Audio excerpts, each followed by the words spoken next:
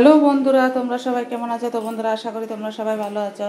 শুক্লাজ বাংলা গণাতে সবাইকে স্বাগত। তো বন্ধুরা, আরেকটা রেসিপি নিয়ে চলে এসেছি। আজকে আমি পদ্ম কচুর ডোকা নিরামিষ রান্না করব। বন্ধুরা, পদ্ম কচুর ডোকাগুলো আমাদের খেতে হয়েছে আমাদের জায়গাতে, খুব সুন্দর। তো বন্ধুরা, চলো রান্না করি।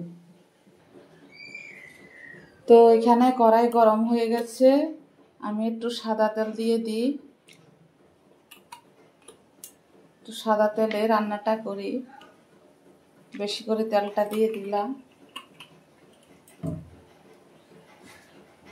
আর শুকনো লঙ্কা ফোড়ন দিয়ে দিলাম 4-5টে।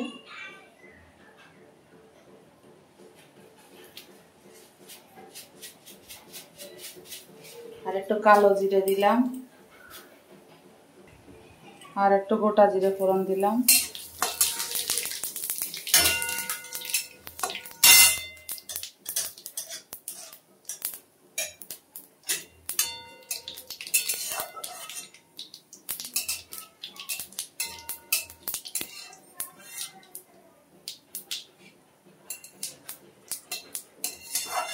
তো বন্ধুরা, এখন আমি কচু শাকগুলো দিয়ে দিলাম।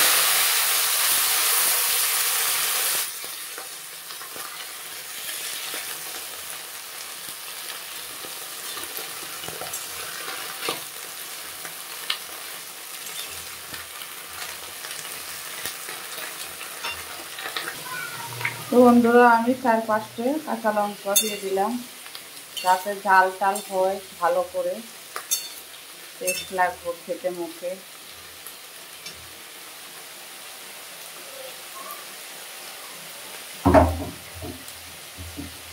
আমি স্বাদ অনুযায়ী নুনও দিয়ে দিলাম।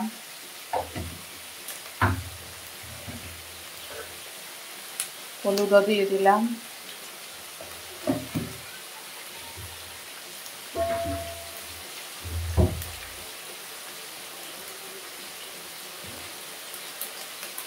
আবার একটু মিষ্টিও দিয়ে দিলাম। তোমরা না খেলে স্কিপ করতে পারো, কোনো অসুবিধা নেই। এই তাজা কচুর শাকটা খেতে নিরামিষ এত ভালো লাগবে বন্ধুরা, গরম গরম এক থালা ভাত খাওয়া যাবে।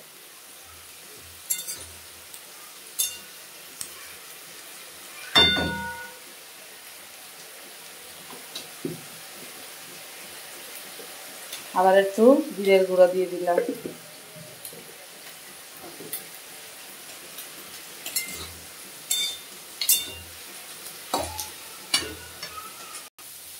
তো বন্ধুরা, দেখো কচু শাকটা হয়ে এসছে, আরো সিদ্ধ হবে।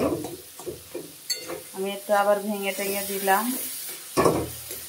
খেতে খুবই ভালো লাগবে। তো বন্ধুরা, এটা আমি নিরামিষ করছি, তোমরা চাইলে ইলিশ মাছের মাথা দিয়ে করতে পারো, চিংড়ি মাছ দিয়ে করতে পারো, বাদাম দিয়ে ছোলা দিয়ে করতে পারো, কোনো অসুবিধা নেই। সব দিয়ে কচু শাকটা সুন্দর যাবে।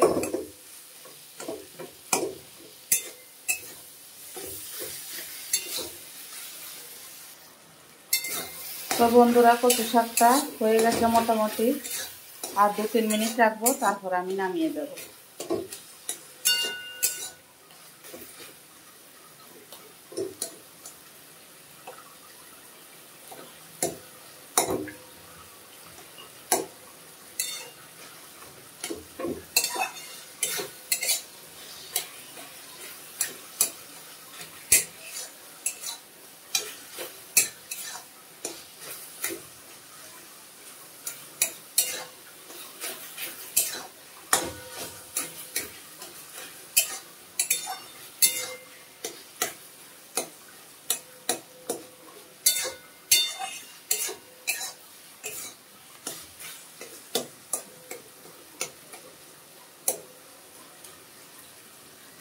তো বন্ধুরা, ফাইনালি পদ্ম কচুর শাকটা হয়ে গেছে। এখন আমি একটা নামিয়ে পাত্রে ঢেলে নিয়ে সফট করব। তো বন্ধুরা, দেখো ফাইনালি পদ্ম কচুর শাক হয়ে গেছে, কি সুন্দর নিরামিষ।